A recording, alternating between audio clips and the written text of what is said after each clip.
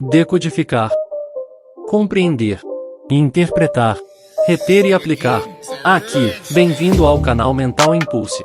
Para apoiar o canal, não esqueça de inscrever-se, curtir, comentar e compartilhar. Demonstre sua gratidão às pessoas que colaboram para seu desenvolvimento. Aviso: este vídeo contém ativadores sonoros e visuais que auxiliam a compreensão, foco e mentalização das informações. Lei 20.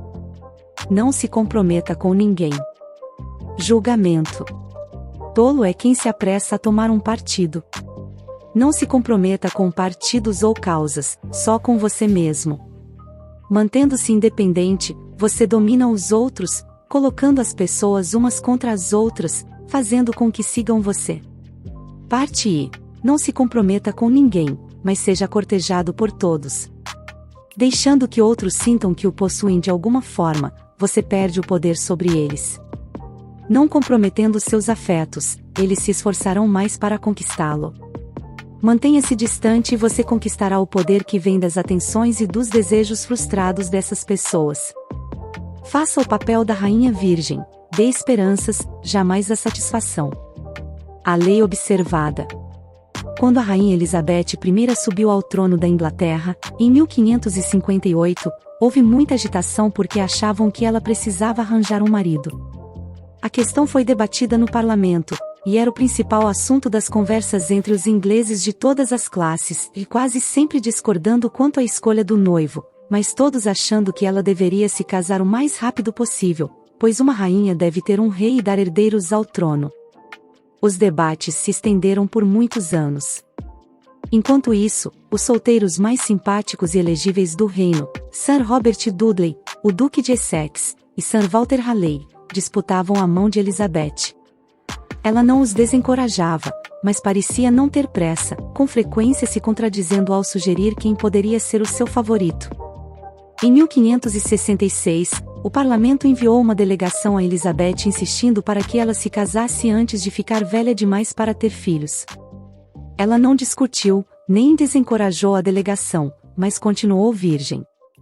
O delicado jogo que Elizabeth fazia com seus pretendentes aos poucos a transformou em tema de inúmeras fantasias sexuais e objeto de adoração.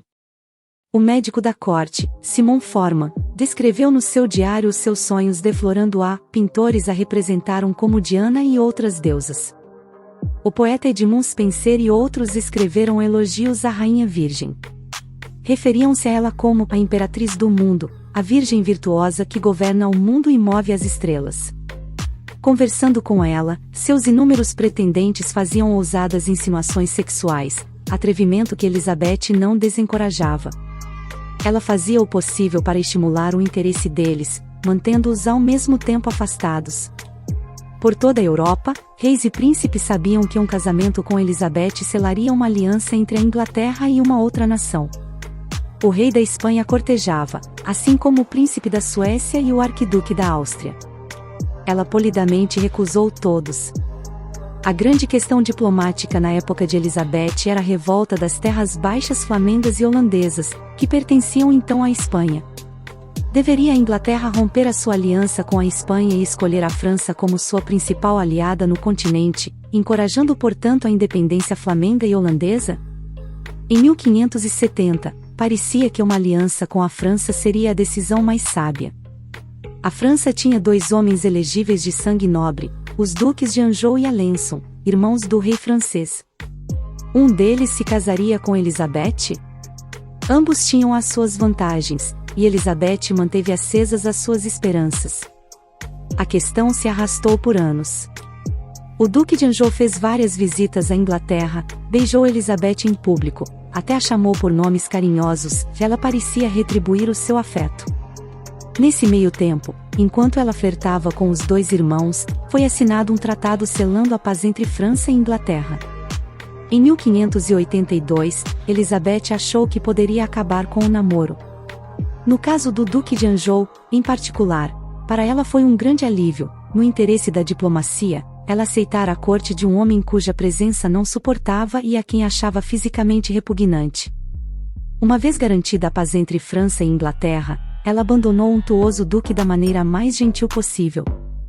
Nesta época Elizabeth já estava muito velha para ter filhos. Ela pôde assim viver o resto da vida como quis, e morreu rainha virgem. Não deixou nenhum herdeiro direto, mas governou por um período de incomparável paz e fertilidade cultural. Interpretação. Elizabeth tinha boas razões para não se casar, fora testemunha dos erros cometidos por Mary, rainha da Escócia, sua prima. Resistindo à ideia de serem governados por uma mulher, os escoceses queriam que Mary se casasse, e se casasse sensatamente. Casar-se com um estrangeiro não agradaria ao povo, favorecer uma casa nobre em particular seria criar rivalidades terríveis. Mary acabou escolhendo Lord Darley, um católico. Com isso ela incorreu na ira dos protestantes escoceses, seguiram-se daí intermináveis rebeliões.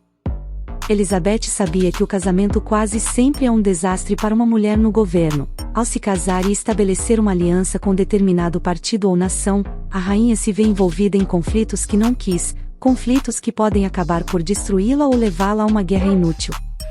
E não só isso, quem governa de fato é o marido e frequentemente ele tenta eliminar a esposa, a rainha, como Darley tentou se livrar de Mary. Elizabeth aprendeu a lição muito bem. Eram dois os seus objetivos como governante: evitar o casamento e evitar a guerra. Ela conseguiu combinar os dois, deixando em suspenso a possibilidade de se casar para formar uma aliança. Assim que se comprometesse com um único pretendente, neste momento ela perderia o poder. Ela precisava criar um clima de mistério e desejo, sem tirar as esperanças, porém jamais cedendo. Durante toda esta vida de flertes e recuos, Elizabeth dominou o país e todos os homens que tentaram conquistá-la. Centro das atenções, ela se mantinha no controle. Prezando a sua independência acima de tudo, Elizabeth protegeu o seu poder e se fez adorada. Prefiro ser mendiga e solteira a rainha e casada. Rainha Elizabeth I, de 1533 a 1603. As chaves do poder. Visto que o poder depende tanto das aparências, você precisa aprender alguns truques para realçar a sua imagem. Recusar comprometer-se com alguém ou com um grupo é um deles. Quando você se retrai, não desperta raiva, mas um certo respeito. Você parece instantaneamente poderoso porque se torna inatingível, em vez de se render a um grupo ou a um relacionamento, como faz a maioria das pessoas. Com o tempo, essa aura de poder só faz crescer. Conforme aumenta a sua reputação de pessoa independente, mais desejado você será, todos querendo ser aquele que fará você se comprometer. O desejo é como um vírus. Se vemos alguém ser desejado por outras pessoas, tendemos a achá-lo desejável também. Assim que você se compromete, foi-se o encanto. Você se torna igual a todo mundo. As pessoas tentarão todos os métodos escusos possíveis para levar você a um compromisso. Vão lhe dar presentes, encher você de favores, tudo para colocá-lo na situação de devedor. Incentive as atenções, estimule os interesses, mas não se comprometa de forma alguma. Aceite os presentes e favores se assim desejar, mas tenha o cuidado de se manter intimamente distante. Você não pode se permitir, inadvertidamente, sentir-se devedor com relação a ninguém. Mas lembre-se, o objetivo não é livrar-se das pessoas, ou fazer com que elas achem que você é incapaz de um compromisso. Como a rainha virgem, você tem que agitar as coisas, estimular o interesse, atrair as pessoas com a possibilidade de ficar com você. Você tem de se dobrar às suas atenções ocasionalmente, portanto, mas não demais. O general e estadista grego, Alcibíades, era mestre neste jogo. Foi ele quem inspirou e liderou a forte armada ateniense que invadiu a Sicília em 414 a.C. Quando, em casa, os invejosos atenienses tentaram derrubá-lo com acusações falsas, ele passou para o lado do inimigo, os espartanos, para não ter de enfrentar um julgamento na sua própria cidade. Depois, quando os atenienses foram derrotados em Siracusa, ele trocou Esparta pela Pérsia, apesar de o poder de Esparta estar em ascensão. Mas agora, tanto os atenienses quanto os espartanos cortejavam Alcibíades por sua influência com os persas, e os persas o enchiam de homenagens devido ao seu poder sobre os atenienses e espartanos. Ele distribuía promessas para todos os lados, mas não se comprometia com nenhum, e no final quem dava as cartas era ele. Se você quer ter poder e influência, experimente a tática de Alcibíades: coloque-se no meio de duas forças concorrentes. Atraia um dos lados prometendo ajuda, o outro, sempre querendo superar o inimigo, seguirá você também. Enquanto os dois disputam a sua atenção, você se torna logo uma pessoa que parece muito desejada e de grande influência. Você terá mais poder assim do que se comprometendo precipitadamente com um dos lados. Para aperfeiçoar a sua tática, você tem de se manter intimamente livre de envolvimentos emocionais, e ver todos a seu redor como peões para a sua ascensão. Você não pode se permitir servir de lacaio de nenhuma causa. No meio das eleições presidenciais nos Estados Unidos, em 1968, Henry Kissinger telefonou para a equipe de Richard Nixon. Kissinger se aliara a Nelson Rockefeller, que tinha falhado na sua tentativa de ser indicado pelo Partido Republicano. Agora Rockefeller estava oferecendo à campanha de Nixon informações privilegiadas de grande valor sobre as negociações para a paz no Vietnã, que estavam sendo realizadas em Paris. Ele tinha um homem no grupo de negociadores que o mantinha informado sobre os últimos acontecimentos. A equipe de Nixon aceitou com prazer a oferta. Ao mesmo tempo, entretanto, Kissinger também abordou o candidato dos democratas, Hubert Humphrey, e ofereceu a sua ajuda. O pessoal de Humphrey lhe pediu informações confidenciais sobre Nixon, e ele deu. Veja, disse Kissinger ao pessoal de Humphrey, há anos que detesto Nixon. De fato, ele não tinha interesse em nenhum dos dois lados. O que ele queria na verdade foi o que conseguiu, a promessa de um posto de alto nível no ministério, tanto de Nixon quanto de Humphrey. Não importando qual dos dois vencesse nas eleições, a carreira de Kissinger estava garantida. O vencedor, claro, foi Nixon, e Kissinger teve o seu cargo no ministério. Mesmo assim, ele teve o cuidado de não se parecer demais com o homem de Nixon. Quando ele foi reeleito, em 1972, homens muito mais fiéis do que Kissinger foram despedidos. Kissinger foi também o único alto funcionário do governo Nixon que sobreviveu ao Watergate e serviu ao presidente seguinte, Gerald Ford. Mantendo uma ligeira distância, ele prosperou em épocas turbulentas. Quem usa esta estratégia com frequência nota um estranho fenômeno: as pessoas que correm para apoiar os outros tendem a ser pouco respeitadas, pois sua ajuda é obtida com muita facilidade, enquanto as que se retraem se veem cercadas de pedintes. O distanciamento delas é poderoso, e todos as querem ao seu lado. Picasso, passados os primeiros anos de pobreza e já o artista de maior sucesso no mundo, não se comprometeu com este ou aquele marchand, embora o cercassem por todos os lados com ofertas atraentes e promessas formidáveis. Pelo contrário, ele parecia não se interessar por seus serviços. Esta técnica deixava os marchands loucos, e enquanto disputavam o preço das suas obras subia. Quando Henry Kissinger, como secretário de Estado dos Estados Unidos, quis relaxar a tensão com a Rússia, não fez concessões nem gestos conciliatórios, mas cortejou a China. Isso enfureceu e até assustou os soviéticos, eles já estavam politicamente isolados e temiam ficar ainda mais se os Estados Unidos e a China se unissem. O movimento de Kissinger os empurrou para a mesa de negociações. A tática tem um paralelo na sedução. Se quiser conquistar uma mulher, aconselha Stanley Hall, seduza primeiro a irmã dela. Mantenha-se distante e as pessoas se aproximarão de você. Será um desafio para elas conquistar o seu afeto.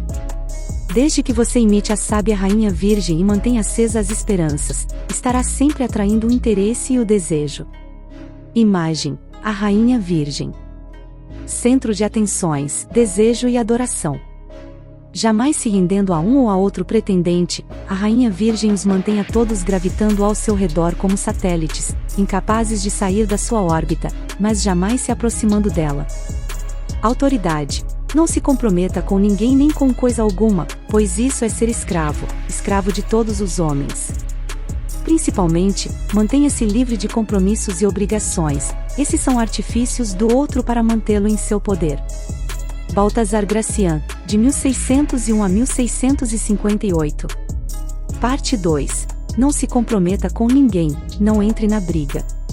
Não se deixe arrastar para brigas mesquinhas e discussões. Pareça interessado e prestativo, mas encontre um jeito de se manter neutro, deixe que os outros briguem enquanto você se retrai, observando e aguardando. Quando as partes litigantes se cansarem, estarão maduras para a colheita. Você pode fazer disso uma prática, incentivar as discussões entre as pessoas, depois se oferecer como mediador, conquistando o poder como intermediário. Os milhafres, os corvos e a raposa. Os milhafres e os corvos combinaram dividir igualmente tudo o que encontrassem na floresta. Um dia eles viram uma raposa ferida pelos caçadores, indefesa, debaixo de uma árvore, e se reuniram à sua volta. Os corvos disseram: ficaremos com a parte superior da raposa. Então ficaremos com a parte inferior, disseram os milhafres. A raposa achou graça e disse: sempre achei que os milhafres eram criaturas superiores aos corvos na criação, já assim, eles devem ficar com a parte superior do meu corpo, da qual faz parte a minha cabeça, e as outras coisas delicadas que existem dentro dela. Oh, sim, está certo, disseram os milhafres, ficaremos com essa parte da raposa. De jeito nenhum, disseram os corvos, nós é que ficaremos, como foi combinado. E assim começou a guerra entre os rivais, muitos morreram de ambos os lados, e os poucos sobreviventes escaparam com dificuldade. A raposa continuou ali por alguns dias, alimentando-se tranquila com os milhafres e corvos mortos, e depois foi embora bela e fagueira observando: os fracos se beneficiam com as brigas dos poderosos. Fábulas indianas. A lei observada. No final do século XV, as cidades-estado mais fortes da Itália, Veneza, Florença, Roma e Milão, estavam em constantes disputas. Rondando essas brigas estavam França e Espanha, prontas para agarrar o que pudessem dos poderes enfraquecidos italianos. E preso ali no meio ficava o pequeno estado de Mantua, governado pelo jovem duque Gianfrancesco Gonzaga. Mantua tinha uma posição estratégica no norte da Itália, e para que um dos poderes a engolisse e ela deixasse de existir como um reino independente parecia apenas uma questão de tempo. Gonzaga era um guerreiro feroz e hábil comandante de tropas, e se tornou uma espécie de general mercenário servindo a quem lhe pagasse melhor. Em 1490, ele se casou com Isabela de Este, filha do governante de outro pequeno ducado italiano, Ferrara. Visto que agora ele passava a maior parte do tempo longe de Mantua, coube a Isabela governar no seu lugar.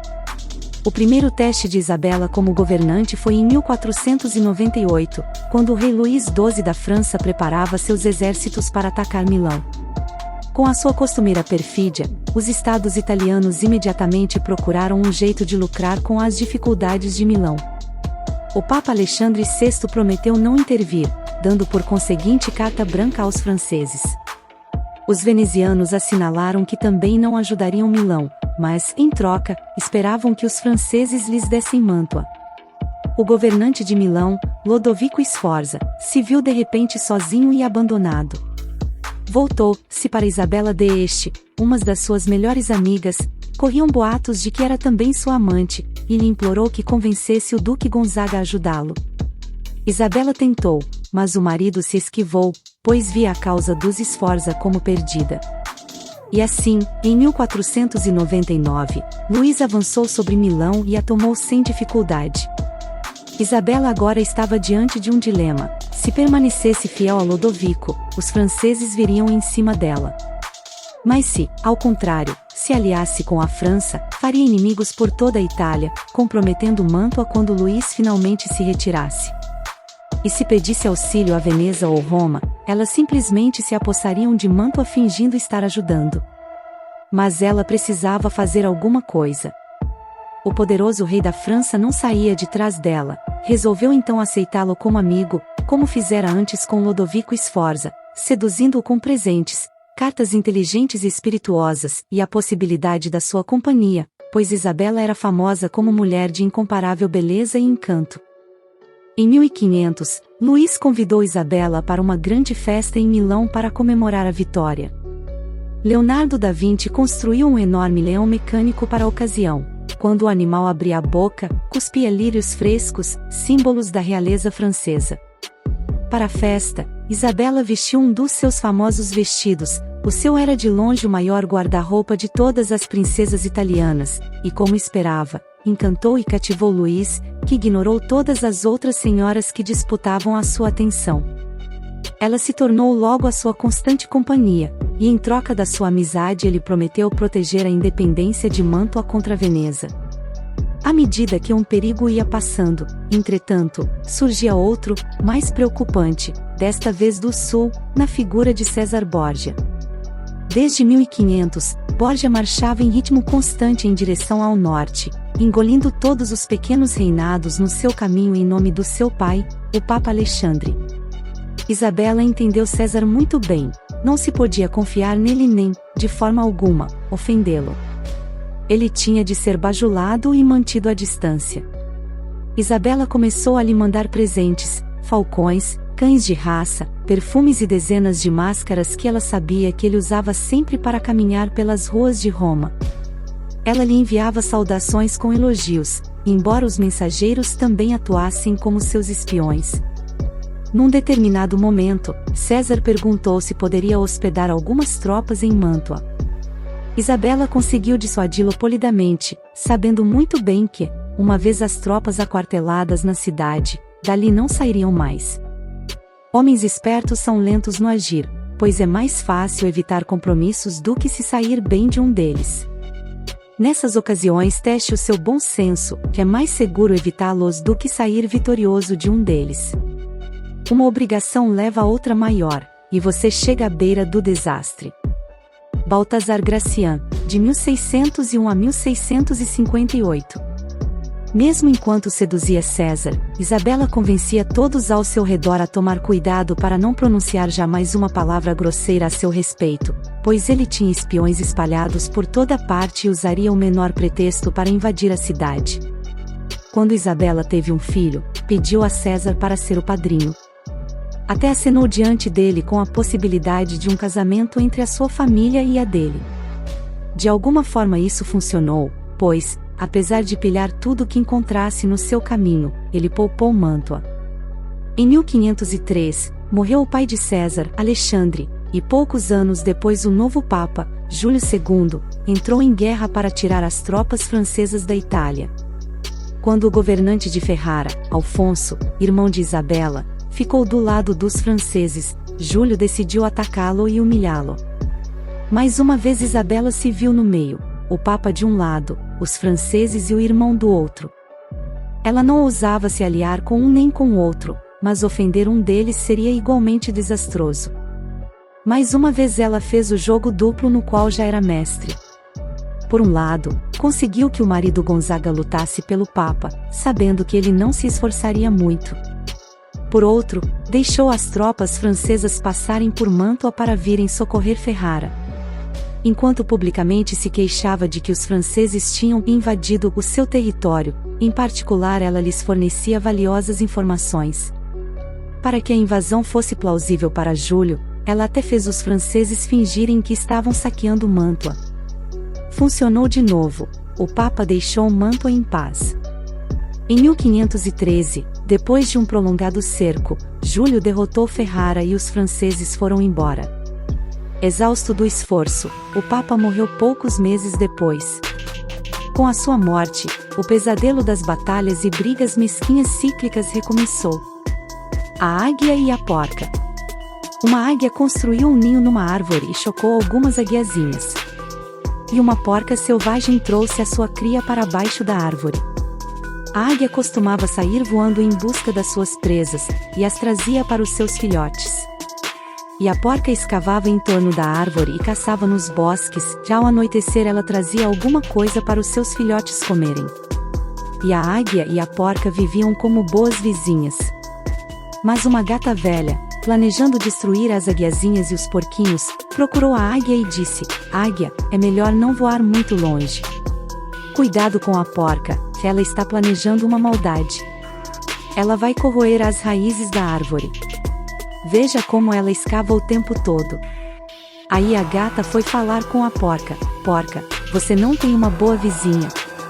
Ontem de noite ouvi a águia dizer para suas aguiazinhas: vou lhes trazer um porquinho. Assim que a porca sair, vou lhes trazer um filhote de porco a ponto." A partir de então a águia deixou de voar em busca de suas presas, e a porca não saiu mais para os bosques. As aguiazinhas morreram de fome e a gata se refestelou com elas. Fábulas, Leão Tolstói, de 1828 a 1910. Muita coisa mudou na Itália durante o reinado de Isabela. Papas vieram e foram embora, César Borgia subiu e depois caiu, Veneza perdeu o seu império, Milão foi invadida, Florença entrou em declínio e Roma foi saqueada pelo imperador dos Habsburgo, Carlos V. Passando por tudo isso, a pequena Mantua não só sobreviveu como prosperou, e sua corte era invejada por toda a Itália.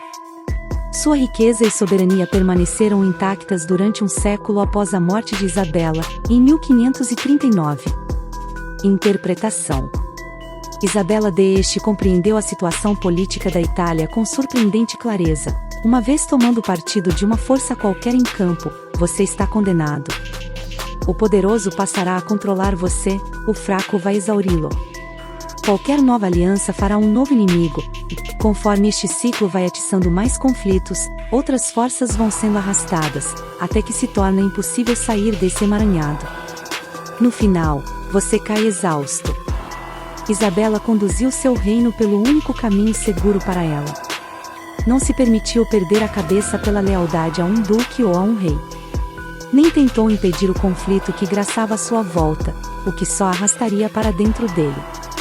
E, de qualquer forma, o conflito era vantajoso para ela.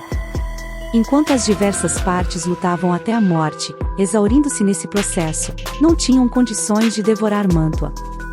A origem do poder de Isabela foi a sua esperteza em parecer interessada nos problemas e interesses de cada um dos lados, embora sem se comprometer na verdade com ninguém, a não ser com ela mesma e com seu reino.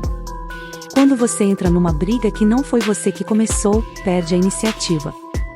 Os interesses dos combatentes tornam-se os seus interesses, você passa a ser uma ferramenta que eles usam. Aprenda a se controlar, a reprimir a sua natural tendência a tomar partido e entrar na briga. Seja amável e encantador com cada um dos combatentes, depois se afaste e deixe que eles se enfrentem. A cada batalha eles ficam mais fracos, enquanto você se fortalece a cada batalha que evita. Quando a narceja e o mexilhão brigam, quem leva melhor é o pescador. Antigo ditado chinês. As chaves do poder. Para ganhar no jogo do poder, você deve dominar suas emoções. Mas, ainda que você consiga esse autocontrole, não poderá controlar o temperamento das pessoas à sua volta. E aí é que está o perigo. A maioria das pessoas vive num redemoinho de emoções, constantemente reagindo, alimentando discussões e conflitos. O seu autocontrole e autonomia só vai deixá-las aborrecidas e furiosas. Elas tentarão arrastá-lo para o turbilhão, implorando para que você tome partido nas suas intermináveis batalhas, ou faça as pazes por elas. Se você sucumbir às suas súplicas emocionais, pouco a pouco verá a sua mente e o seu tempo ocupados com os problemas delas. Não permita ser sugado por uma compaixão ou piedade qualquer que você possa sentir. Deste jogo você não sai vencedor, os conflitos só se multiplicam. O preço da inveja. Uma pobre mulher vendia queijos no mercado quando um gato se aproximou e roubou um. O cão viu o larápio e tentou tirar o queijo dele. O gato enfrentou o cão. E os dois se atracaram. O cão latia e mordia, o gato chiava e arranhava, mas não chegavam a nenhuma decisão. Vamos pedir a raposa para servir de juiz, o gato finalmente sugeriu. De acordo, disse o cão. E lá foram os dois procurar a raposa, que ouviu seus argumentos com ar pensativo. Animais tolos, ela ralhou, para que tudo isso? Se quiserem, eu divido o queijo pela metade e os dois ficam satisfeitos. De acordo, disseram o gato e o cão. Assim, a raposa pegou a sua faca e cortou o queijo em dois, mas, em vez de cortar no sentido do comprimento, cortou na largura. A minha metade é menor, protestou o cão. A raposa avaliou ponderado o pedaço do cão, através da lente dos seus óculos. Tem razão, é isso mesmo, concluiu. E deu uma mordida na parte do gato. Assim ficam iguais, disse ela. Quando o gato viu o que a raposa tinha feito, começou a miar. Olha só. A minha parte agora ficou menor. A raposa colocou de novo os óculos e avaliou a parte do gato. Tem razão, disse a raposa. Espere só um momento, que eu conserto isso. E deu uma mordida no queijo do cão. E assim continuou, a raposa mordendo ora a parte do cão ora do gato, até que finalmente comeu o queijo inteiro bem diante dos seus olhos. A Treasury of GV Folklore, Nathan Alzubel, é de 1948. Por outro lado, você não pode ficar totalmente de fora, pois seria uma afronta inútil. Para fazer bem esse jogo, você deve parecer interessado nos problemas da outra pessoa, às vezes até tomar o seu partido. Mas, ao mesmo tempo que demonstra externamente o seu apoio, você deve manter interiormente a sua energia e sanidade íntegras, não se deixando envolver emocionalmente. Não importa o quanto as pessoas tentem atrair você, não deixe que o seu interesse pelos negócios e discussões delas passem além do superficial. Deles presentes, ouça com ar de simpatia, até ocasionalmente banque o sedutor, mas por dentro mantenha distância dos reis amáveis e dos pérfidos Borgia. Recusando-se a se comprometer e mantendo assim a sua autonomia, a iniciativa continua sendo sua, seus movimentos continuam sendo escolha sua, e não reações defensivas ao puxa e empurra dos outros ao redor. Demorar para escolher as suas armas já pode ser, por si só, uma arma, especialmente se você deixar os outros se exaurirem lutando para depois se aproveitar da exaustão deles. Na antiga China, o reinado de Qin certa vez invadiu o reinado de Xin. Yuan, o governante de uma província vizinha, achou que devia correr em defesa de Xin, mas seu conselheiro lhe disse para esperar. Xin ainda não vai ser destruída, falou ele, e Qin ainda não está exausto. Se Qin não está exausto, nós não podemos influenciar muita coisa. Além disso, o mérito de apoiar um estado em perigo não é tão grande quanto a virtude de ressuscitar um estado em ruínas. O argumento do conselheiro venceu e, como ele tinha previsto, Yuan mais tarde teve a glória de salvar Xin à beira da destruição e depois de conquistar um Qin exausto. Ele ficou de fora da briga até que as forças envolvidas nela se exauriram mutuamente, quando foi seguro para ele intervir. Esta é a vantagem de se manter longe da confusão. Você ganha tempo para se posicionar, para se aproveitar da situação assim que uma das partes começar a perder. Você também pode levar o jogo um pouco mais adiante, prometendo apoio a ambos os lados num conflito enquanto manobra para ser você a levar vantagem na luta. Foi isso que Castruccio Castracani, governante da cidade italiana de Lucca, no século XIV, fez quando tinha seus planos para a cidade de Pistoia. Um cerco seria muito caro, em termos de vidas e dinheiro, mas Castruccio sabia que em Pistoia existiam duas facções, os negros e os brancos, que se odiavam. Ele negociou com os negros, prometendo ajudá-los contra os brancos, depois, sem que eles soubessem, prometeu aos brancos que os ajudaria contra os negros. E Castruccio manteve as suas promessas, enviou um exército para um dos portões da cidade controlado pelos negros, que as sentinelas, é claro, deixaram entrar. Enquanto isso, outro exército seu entrava por um portão controlado pelos brancos. Os dois exércitos se encontraram no meio do caminho, ocuparam a cidade, mataram os líderes das suas facções, terminaram a guerra interna e entregaram Pistoia a Castruccio. Preservar a sua autonomia lhe dá opções quando as pessoas chegam às vias de fato. Você pode bancar o mediador, o agente da paz, enquanto está na realidade garantindo seus próprios interesses. Você pode prometer ajuda a um lado, e o outro terá que atraí-lo com uma oferta maior. Ou, como Castruccio, você pode parecer que está apoiando ambos os lados, depois representar o antagonista de um e de outro. Frequentemente, num conflito, fica-se tentado a tomar o partido do mais forte, ou do que lhe oferecer as vantagens evidentes de uma aliança. Esse é um negócio arriscado. Primeiro, quase sempre é difícil prever qual dos lados prevalecerá a longo prazo. E mesmo que você acerte e se alie com o partido mais forte, poderá se ver engolido e perdido, ou convenientemente esquecido, quando eles se tornarem vitoriosos. Fique do lado do mais fraco, e você está condenado. Mas faça o jogo da espera, e não poderá perder. Na França, depois de 3 dias de rebeliões durante a Revolução de Julho de 1830, o estadista Talleyrand, já idoso, sentou-se à sua janela em Paris ouvindo o repicar dos sinos que indicavam que as lutas tinham acabado. Voltando-se para um assistente, ele disse: os sinos. Estamos ganhando. Nós, quem, mon prince? Perguntou o assistente. Fazendo um gesto para o homem se calar, Talleyrand replicou, nem uma palavra. Amanhã lhe direi quem somos nós. Ele sabia muito bem que só os tolos se precipitam, que se comprometendo rápido demais você perde a capacidade de manobra. As pessoas também respeitam você menos por isso. Quem sabe amanhã, pensam elas, você vai se comprometer com outra causa diferente, visto que se entregou tão facilmente a esta. A boa sorte é uma divindade volúvel que muda de lado com muita frequência. O compromisso com uma das partes tira de você a vantagem do tempo e o luxo da espera. Deixe que os outros se apaixonem por este ou aquele grupo, mas você, não se apresse e nem perca a cabeça. Finalmente, há ocasiões em que é mais sensato abandonar qualquer pretensão de parecer prestativo alardeando, pelo contrário, a sua independência e autoconfiança. A atitude aristocrática independente é importantíssima para quem precisa conquistar o respeito. George Washington reconheceu isso no seu esforço para dar à jovem República Americana uma base firme. Como presidente, Washington fugiu à tentação de se aliar à França ou Inglaterra, apesar das pressões que sofria nesse sentido.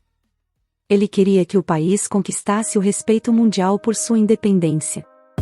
Embora um tratado com a França talvez o tivesse ajudado no curto prazo, com o passar do tempo ele sabia que era mais eficaz estabelecer a autonomia da nação.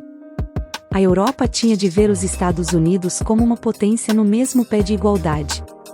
Lembre-se, a sua energia e o seu tempo têm limite. Todos os momentos desperdiçados com os problemas alheios são subtraídos da sua energia. Você pode temer ser acusado de insensibilidade, mas no final, mantendo-se independente e confiante em si próprio, você será mais respeitado e conquistará o poder de escolher quando deve, ou não, tomar a iniciativa de ajudar os outros. Imagem: uma mata de arbustos.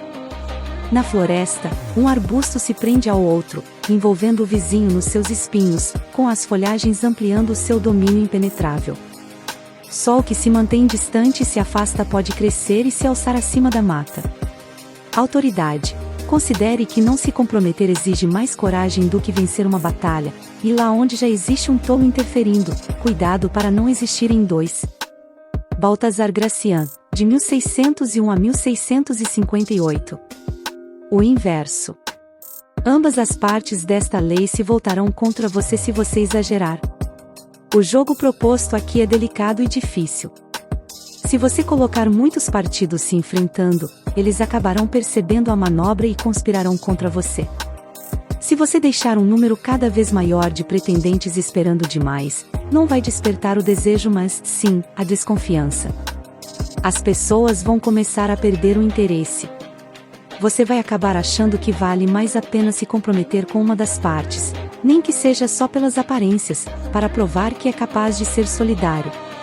Mesmo nesse caso, entretanto, a chave será manter a sua independência interior, não se permitir envolver emocionalmente. Preservar a opção tácita de poder sair a qualquer momento e reclamar a sua liberdade, se o partido ao qual você se aliou ameaçar vir abaixo. Os amigos que você fez, enquanto estava sendo cortejado, lhe oferecerão um lugar para ir depois de abandonar o navio. Essa é apenas uma lei, das 48 leis do poder. Para ver as outras 47, acesse nossa playlist, As 48 Leis do Poder, Robert Greene, para sua evolução mental. Para apoiar o canal não esqueça de inscrever-se, curtir, comentar e compartilhar. Demonstre sua gratidão às pessoas que colaboram para seu desenvolvimento.